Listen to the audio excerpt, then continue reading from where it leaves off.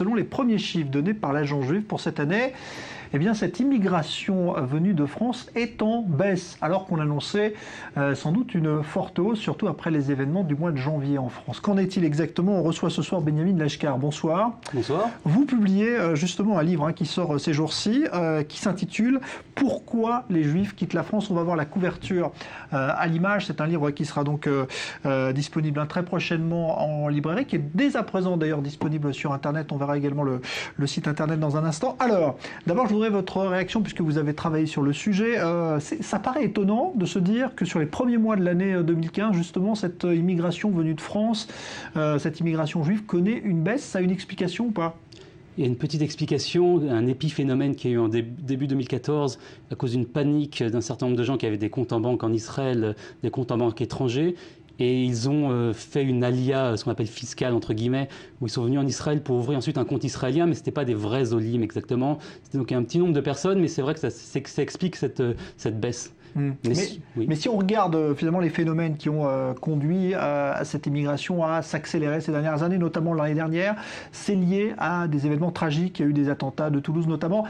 Et là, il s'est passé des choses très graves en janvier. On aurait pu imaginer justement qu'il y ait un phénomène massif d'émigration de France. Ce n'est pas le cas pour l'instant en tout cas. La réaction, c'est 2 ans. L'émigration de 2014, c'est la réaction de Toulouse. Les événements de janvier, on verra les effets en 2016, 2017. Mais déjà cette année, les prévisions sont une hausse d'environ 25%. J'ai parlé avec un directeur de l'agence juive il y a encore 2 jours. On part entre 8 000 et 10 000 personnes cette année qui vont faire leur alia. C'est énorme. Alors votre livre, justement, c'est d'expliquer pourquoi il y a ce phénomène d'immigration. Est-ce qu'on peut tout relier, est-ce que c'est votre cas d'ailleurs, à ce qui s'est passé, à ces événements terroristes? Est-ce que c'est ça le facteur déclencheur? Non, c'est un facteur qui a amplifié. Il y a d'autres facteurs qui ont aussi amplifié, comme la crise économique, comme la pression fiscale, le matraquage fiscal. Mais à mon avis, le phénomène est beaucoup plus profond. En fait, mon livre est une analyse qui remonte loin en arrière dans la sociologie de la communauté juive, son histoire, ses tendances politiques, ses origines. Et ce que j'essaye de montrer, c'est que d'abord, il y a déjà 150 000 Français en Israël et peut-être 200 000 Juifs français en tout dans le monde qui ne vivent plus en France. C'est-à-dire qu'on a aujourd'hui près de plus d'un quart des Juifs français ne vivent pas en France. Et c'est quelque chose qui est beaucoup plus profond. À mon avis, pour une grande partie de la communauté qui est d'origine séfarade, c'est ce qu'on peut appeler une espèce de sentiment de culpabilité par rapport au sionisme. C'est-à-dire que dans les années 50-60, environ les 3/4 des Juifs d'Afrique du Nord, par exemple, sont partis en Israël. Et il y en a 20-25% qui sont partis en France. Et ces gens-là, de façon consciente ou inconsciente, ont développé un sentiment de culpabilité. Après 2000 ans, l'État d'Israël renaît, les Juifs retournent sur leur terre, et eux, ils partent en France. Et beaucoup de gens se disaient, savaient qu'un jour, on ira vivre en Israël, la place des Juifs est en Israël, mais en même temps, ils restaient en France. Et ils attendaient peut-être quelque chose qui les fasse partir comme une espèce de coup de pied au derrière. Et c'est ce qui se passe en ce moment, en fait. C'est un peu plus une excuse pour partir que la vraie cause. Alors pourtant, il y a une tradition quand même bien ancrée de présence des Juifs dans la République. Ça remonte à Napoléon. Il y a toujours eu un attachement quand même de cette communauté juive de France à la République. Pourquoi est-ce qu'aujourd'hui, ce lien est en train de se détendre au point que, il quitte le pays? D'abord, il y a des Juifs depuis 2000 ans en France. Et je pense qu'il y aura toujours des Juifs en France. Je ne dis pas que tous les Juifs vont partir, je dis qu'une grande partie des Juifs vont partir, il sera toujours une importante communauté. Maintenant, la République aussi, elle change. Il y a l'identité française en train de se déliter, il y a ce qu'on appelle tout le communautarisme, il y a d'un autre côté une espèce de réaction laïciste un peu extrême qui fait que même toute expression du phénomène religieux ou d'identité un peu différente est mal vue en France. Quand j'étais jeune, on pouvait encore assez facilement, quand on était étudiant, s'absenter le Shabbat pour des examens. Aujourd'hui, c'est très mal vu. Et donc, il y a tout un délitement identitaire qui fait que la France elle-même ne sait plus quelle identité elle a, qui elle est. Et la République a un avenir qui est un peu incertain. Je pense que tous les Français s'interrogent sur l'avenir de leur pays. Mais on a vu quand même cette année des prises de position très claires qui ont été saluées d'ailleurs à la fois par des membres de la communauté juive, mais aussi des membres de l'opposition, du gouvernement, de Manuel Valls, de François Hollande, pour rappeler que la place des Juifs français était en France et pas en Israël, par exemple. Ça, est-ce que ça joue ou pas? Est-ce que c'est un facteur, justement, qui peut retenir certains? Peut-être sur le très court terme, mais je ne pense pas. Je pense que les Juifs attendent... C'est un peu une espèce de réveil, de sonnerie, d'alarme. Je crois que c'est un travail de terrain. Je n'étais pas en 2 ans en France pour le compte d'une grande institution nationale israélienne. J'ai rencontré des centaines, des milliers de personnes. C'était avant les événements de janvier. Et tout le monde me disait on n'a pas d'avenir dans ce pays, nos enfants ne grandiront pas ici, nos petits-enfants ne grandiront pas ici, nous-mêmes on ne va pas continuer à vivre ici, et parce qu'ils comprennent qu'il n'y a pas d'avenir pour les Juifs en France. Et je pense que je suis très très heureux que le gouvernement français prenne ces mesures.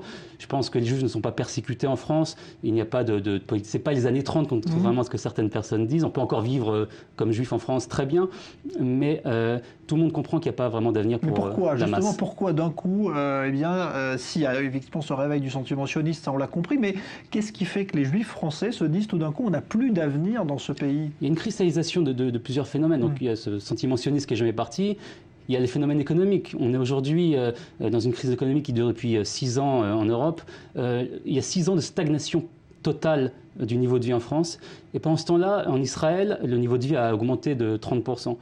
C'est un des phénomènes aussi qui est le plus intéressant. L'écart de niveau de vie entre Israël et la France joue beaucoup aussi. À mesure que l'écart se resserre, et aujourd'hui il n'y a plus vraiment d'écart, l'ALIA augmente. Et on voit que il y a un lien en fait, c'est pas seulement pour la France, pour tous les pays. Plus l'écart de niveau de vie est bas, et plus l'ALIA augmente de ces mêmes pays. C'est pour ça aussi que l'ALIA américaine est très basse et restera basse tant que l'écart sera important. Il y a d'autres phénomènes dans l'ALIA américaine. J'en parle un peu dans mon livre d'ailleurs. L'identité juive américaine est très très différente parce que pour eux, les États-Unis sont un peu comme une espèce d'Israël aussi, une autre terre promise.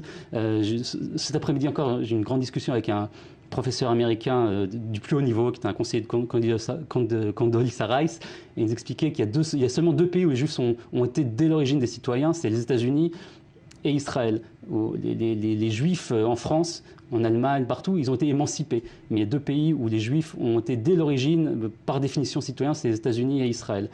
Et c'est pour ça que... Donc il n'y aura jamais le phénomène qu'on enregistre en Europe ou en Russie, en Ukraine aujourd'hui, des migrations semblables aux États-Unis, ça ne se produira jamais. Ça va augmenter probablement dans le futur, surtout avec l'augmentation de la population orthodoxe et avec le resserrement, j'espère, du niveau de vie, mais il n'y aura jamais une disparition massive de la communauté juive vers Israël.